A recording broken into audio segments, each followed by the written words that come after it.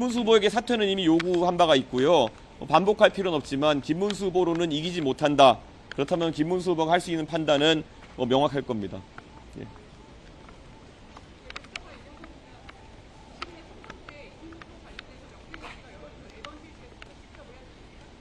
무슨 말씀하시는 거죠?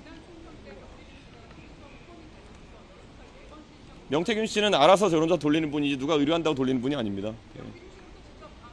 기자회견에 관한 질문 해주시고요. 예, 저는 어제 뉴스타파의 보도에 대해 가지고 제 입장을 이미 페이스북에 게시하지 않았습니까? 예, 또 혹시 질문 있습니까? 예.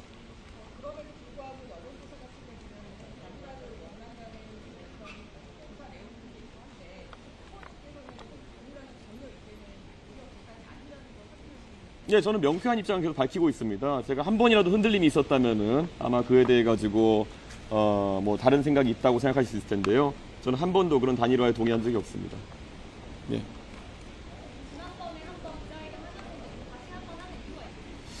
반복해서 국민의힘 측에서 계속 이런 것을 가지고 결국 뭉개려는 전술을 사용하고 있기 때문에 저희도 입장을 강하게 표명할 수밖에 없고요. 특히 민주당 같은 경우에는 계속 이제 선거 막바지에 두려움에 좀 떨고 있는지 계속 여기에 대해서 본인들이 곧 거짓으로 판명될 입장을 계속 반복하면서 표심을 요동치게 하려고 하는 것 같은데 저는 굳건한 의지를 표현할 필요가 있다고 생각했습니다. 예.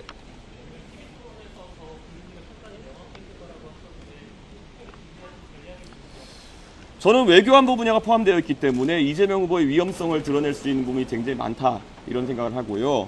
특히 이재명 후보 하면은 대한민국의 정치를 지금까지 혼란에 빠뜨린 당사자입니다. 특히 지난 탄핵에 관한 헌법재판소의 판결에도 보면은 물론 윤석열 대통령의 계엄은 굉장히 잘못된 것이고 하지만 국회 차원에서도 국회 운영 차원에서도 조금은 바뀔 점이 있다라는 것을 헌법재판소가 지적한 바가 있습니다. 그래서 저는 이재명 후보가 이 사안에 있어서 저는 정치 변화를 위해서는 스스로도 좀 태도를 바꿔야 될 필요성이 있다라는 것을 지적하고 싶습니다. 예.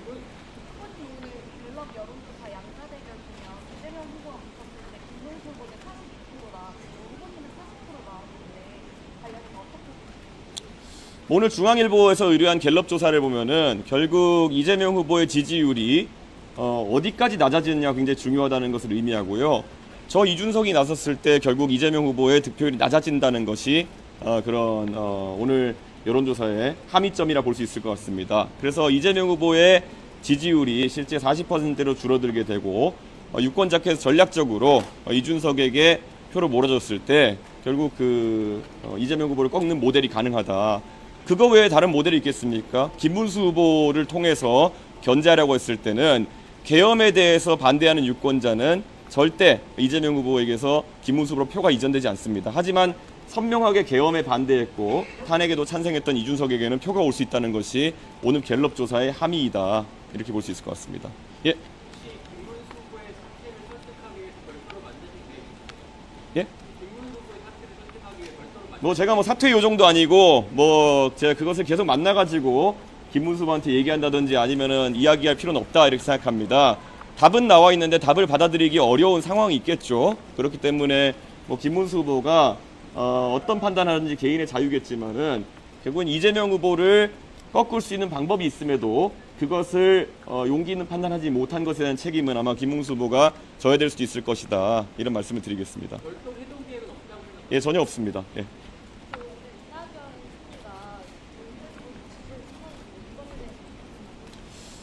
저는 이 자리를 빌어서 우리 광주 전라 지역의 유권자들에게 말씀드리고 싶습니다.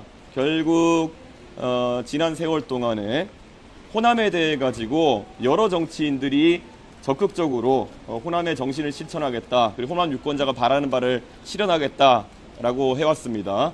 근데 과연 이 시점에서 봤을 때 이재명 후보가 마음에 안 드는 그런 유권자가 계시다면은 그러면 선명한 대안은 누구인가? 이준석인가? 아니면은 이낙연인가? 이런 것들이 이제 느껴지실 것이다 이렇게 생각합니다. 저는 호남의 유권자들 같은 경우에는 윤석열 대통령의 계엄에 대해 가지고 굉장히 부정적인 입장을 가지고 계시면서 한편으로는 또 이재명 후보의 포퓰리즘에 대해서 부정적인 의견을 갖고 계신 분들이 있을 것이다 이렇게 생각합니다. 그런데 끝내 그런 계엄에 책임이 있는 세력과 공동정부를 구성하겠다고 그런 부도수표에 달려간 이낙연 전 총리는 오늘도 제가 봤더니 어떤 단체에서 파문되었다 뭐 그런 얘기까지 나오던데요. 저는 그런 호남이나 아니면 합리적인 중도 유권자의 기대를 저버린 것이 아닌가 그런 생각을 하고 있습니다. 지금 선거가 다가오니까 결국 정치권에서 엉덩이가 무겁지 못한 사람들이 양 진영으로 달려가는 것을 놓고 무슨 통합이니 이런 말을 하는 경우가 있을 텐데요. 저희가 그렇게 날아다니는 그런 사람들을 놓고 통합이라고 하기에는 그분들의 행보가 너무 가벼운 것 같다. 이런 말씀을 드리겠습니다. 예.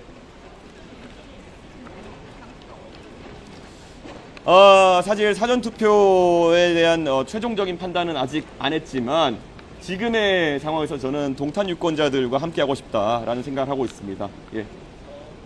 만약에 대통령을 당선되신다고 하셔도 원내 국가부 국정령을 제대로 할 수 있는가에 대해서 국민들이 우려를 가지고 계십니다. 이에 대한 대책 구조하고 집권식 구정에 어떤 세력까지 합류할 수 있는지. 윤석열 대통령은 의석이 100석 가까이 있어도 국가 통치를 제대로 못한다는 것을 보여주었고요. 그리고 이재명 후보는 180석이 넘는 의석을 통제할 수 있어도 결국 그 협치를 이뤄내지 못했다는 것을 증명했습니다. 그렇기 때문에 의석의 많고 적음이 협치의 가능성을 증명하는 것은 아닐 거다 이렇게 생각합니다. 저는 프랑스의 마크롱 대통령 같은 경우에는 의석이 하나도 없음에도 불구하고 결국에는 개혁의 길에 나섰고 유권자들이 거기에 만족해서 나중에 다수당을 만들어준 바가 있습니다. 저는 우리나라 역사 속에서도 여소야대 속에서도 전국을 운영한 경험이 있고 저는 당연히 개혁신당도 해낼 수 있다 이렇게 판단합니다. 오히려 여야를 가리지 않고 능력 있는 사람 중심으로 내각과 그리고 정치판을 재구성할 좋은 기회입니다. 지금까지 우리 유권자분들께서 정치권에 마음에 안 드셔서 항상 한번 싹 갈아엎었으면 좋겠다 이런 말씀 많이 하셨는데요. 이번이 싹 갈아엎을 기회다 이렇게 말씀드립니다. 이거 먼저 네.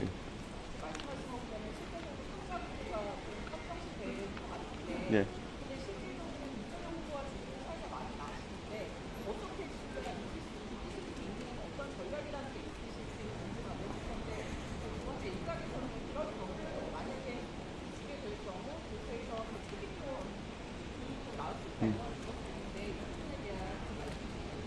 정의당 같은 경우에는 과거에 민주당에게 지역구 표를 던지고 본인들에게 비례를 던지라는 식의 어떤 사실상의 전략적 움직임을 하면서 제가 봤을 땐 정치적으로 이중대 역할을 자임했었기 때문에 그런 배신감이라는 것이 그쪽 진영의 유권자에게는 있을 수 있었겠지만 잘 아시는 것처럼 국민의힘의 지금 주류라고 하는 사람들은 이준석한테 당을 나가라고 등을 떠밀었고 대표직에서 잘라내기 위해 가지고 더러운 술수를 썼고 그리고 제가 나갈 때까지도 이준석이 나가면 지지율 오를 거니까 잘 됐다 이런 식의 이야기를 해왔던 사람들입니다. 지금 와가지고 그들의 입장을 철회하지도 않은 상황 속에서 그런 배신자 담론 같은 걸 꺼내야 된다고 해가지고 어느 누가 그것이 뭐 현실적이라고 생각하겠습니까?